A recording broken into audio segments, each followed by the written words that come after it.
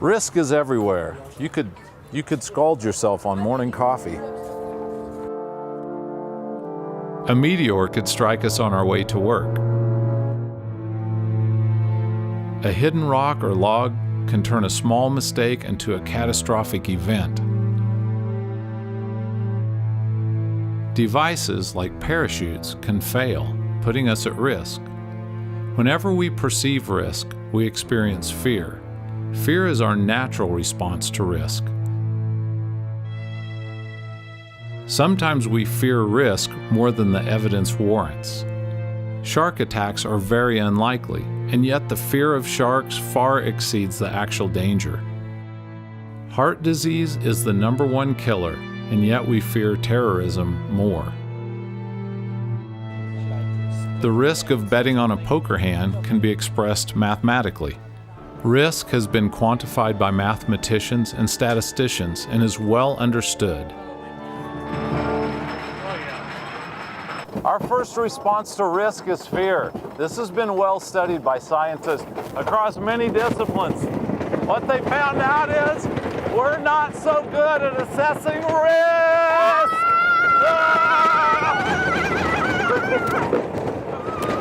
Nature gave us this fight or flight syndrome that allows us to make split-second decisions. But we're not so good at collecting evidence and making rational decisions. We fear nuclear power while we casually accept that thousands die from accidents in the petrochemical industry and millions die from air pollution caused by burning coal. Understanding risk is essential to making good decisions, and it's an important part of personal financial literacy. So in order to make better decisions, we need to understand just how bad we are at assessing risk. Our response to risk has been shown to have both an emotional and a rational component. Our immediate response is emotional, like fight or flight, which is great when you're facing immediate danger. And that is well suited when faced with a hungry predator. Our rational response is much slower. Perhaps this is why we enjoy thrilling rides like roller coasters. We respond emotionally to the thrill, while we rationally know that we're not going to come to any harm. The emotional response can distort our decisions in a number of ways. If a decision affords little or no benefit, then the risk automatically feels greater. Vaccines offer little apparent benefit, making the risk seem much larger. Childhood vaccines that have been shown repeatedly to be very low risk, while the increasing number of unvaccinated children has resulted in epidemics of pertussis and measles, causing suffering and deaths. Similarly, we ignore the risk of speeding because the immediate benefits, getting to work on time, take greater prominence in our subconscious. Our subconscious also tells us that risks that are imposed on us are greater than those we choose willingly. We might willingly jump out of airplanes with enormous risk while refusing vaccines because we falsely believe that they are imposed by the government. We fear risks that create dramatic results like terrorist attacks while casually accepting daily carnage with automobiles and guns. We fear man-made risks greater than natural risks. Some parents are unwilling to accept the risk of vaccination, but find the natural risk of disease acceptable. There are whole industries devoted to capitalizing on our poor response to risk. Gambling is wholly irrational.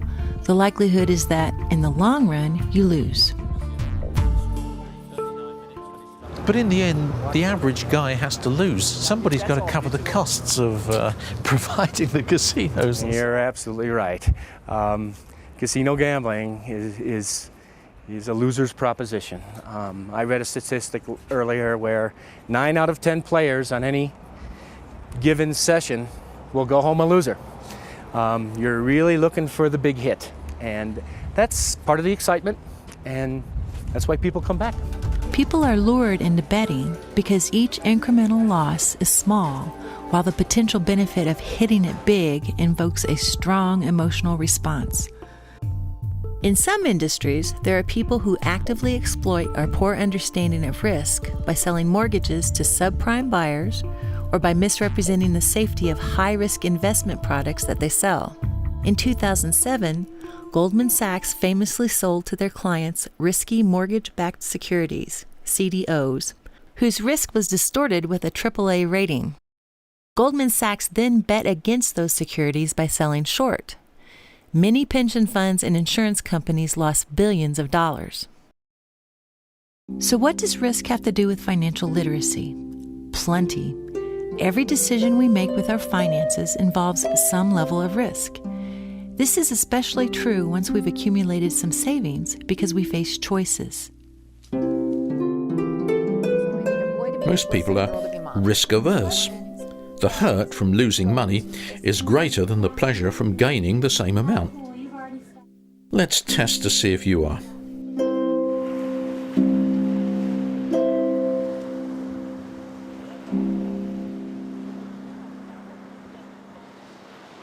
Got a playing card which could be red, it could be black.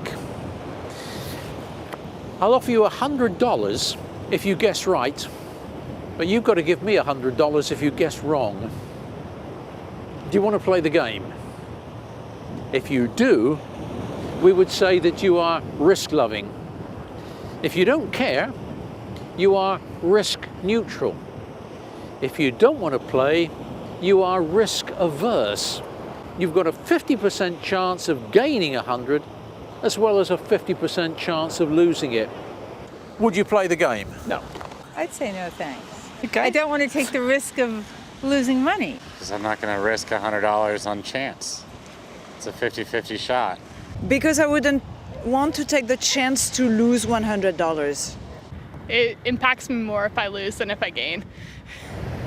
The reason why we think most people are risk averse is because the loss of $100 has a bigger impact on their welfare than the gain of $100. Now that we understand our response to risk, we can begin to look at investing in what investors call the risk-return ratio. The higher the risk, the greater the likely return. The lower the risk, the lower the likely return.